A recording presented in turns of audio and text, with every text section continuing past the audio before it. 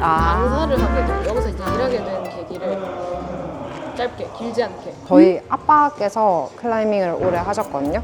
클라이밍이랑 이제 산에 가서 산 자연 등반, 암벽 등반을 오래 하셨어가지고 예전부터 관심은 약간은 있었는데 20대가 돼서 뭔가 취미 운동을 시작해야겠다라는 결심이 들었을 때 아빠가 암벽장에 저를 데리고 가주셨어요. 대학생 때 학창 시절에 처음으로 클라이밍을 제대로 시작을 한 거죠.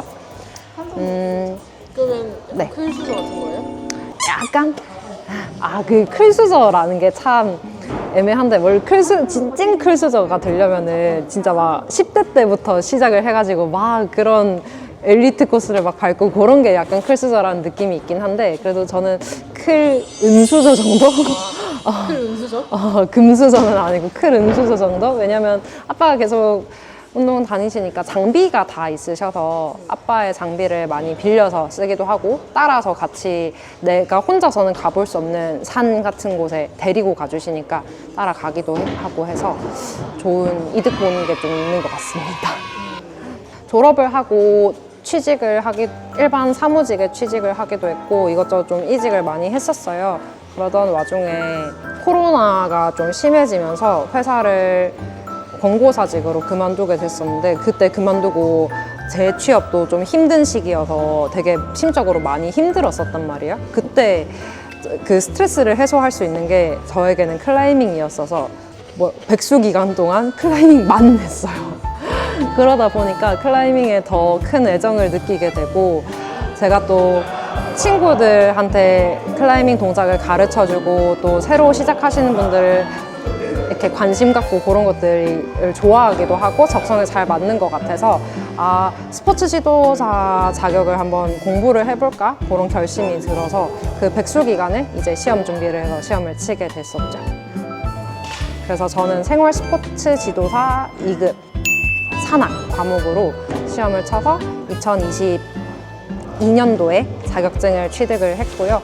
자격증 취득하고 나서도 뭐 다른 일들을 좀 이것저것 하면서 암벽장에서 일할 수 있는 기회가 오기를 좀 기다리고 있었는데요. 작년 2023년 12월에 여기 이제 대구 두류역 인근에 새로 암벽장이 문을 열게 되면서 여기에 이제 오픈 멤버로 같이 강사로 일할 수 있는 기회가 돼서 일을 시작하게 됐습니다. 그러면 이제 그런 댓글도 있었어요. 네. 클라이밍을 잘 못해도 네. 강사가 될 수 있냐 네. 이런 질문이 있었거든요. 네. 클라이밍을 잘 못해도 강사가 될 수 있냐? 어려운 질문인 것 같아요. 어려운 질문이죠. 그 잘하냐 잘 못하냐의 기준도 참 애매할 것 같은데 저는 제 생각에 제가 클라이밍 잘 못하거든요. 그렇게 잘하는 편은 아니거든요.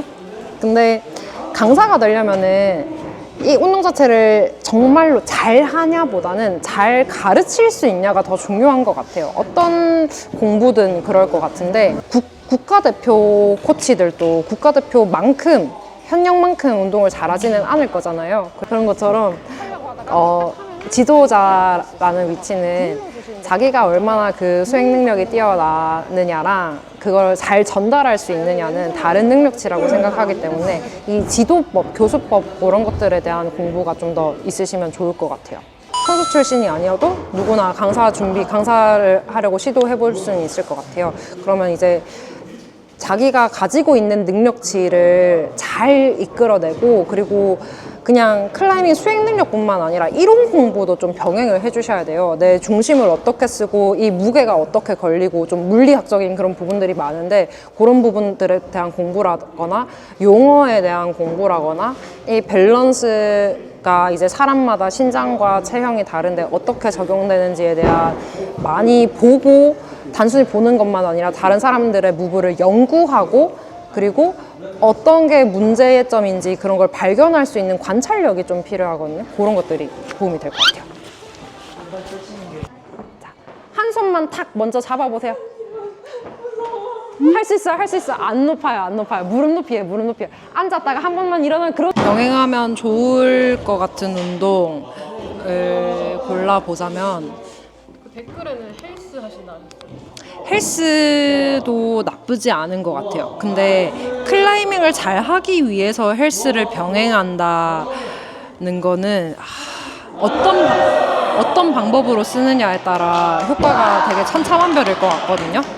헬스를 하면서 하체 운동이라던가 아니면은 삼각근, 어깨 운동, 가슴 운동 이런 것들 위주로 좀 해주고 헬스보다 클라이밍의 비중을 더 크게 가지고 가면 예를 들어 주 3회 클라이밍, 주 2회 헬스, 아니면 주 2회 클라이밍, 주 1회 헬스 뭐 이 정도로 가지고 가면은 어느 정도 긍정적인 효과를 볼 수 있겠지만 헬스 해도 좋다. 근데 클라이밍 잘하려고 헬스 하는 거라면 클라이밍을 더 많이 해야 된다.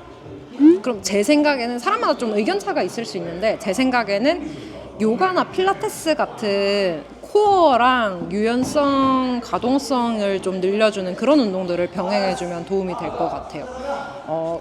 클라이밍 할 때 쓰는 근력은 사실 대근육들이 아니고 뭐 손가락 근력이라던가 이런 거라서 행보드 트레이닝 같은 걸 해서 악력, 근력을 좀 늘려주고 발 동작 같은 것들을 벽에서 연습을 해서 클라이밍 자체의 기술을 디테일을 좀 늘려주는 게 도움이 되지.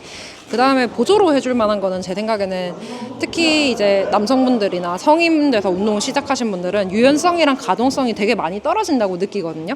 근데 클라이밍 할 때 그런 동작들이 필요한데 이거는 클라이밍으로 늘지는 않아요.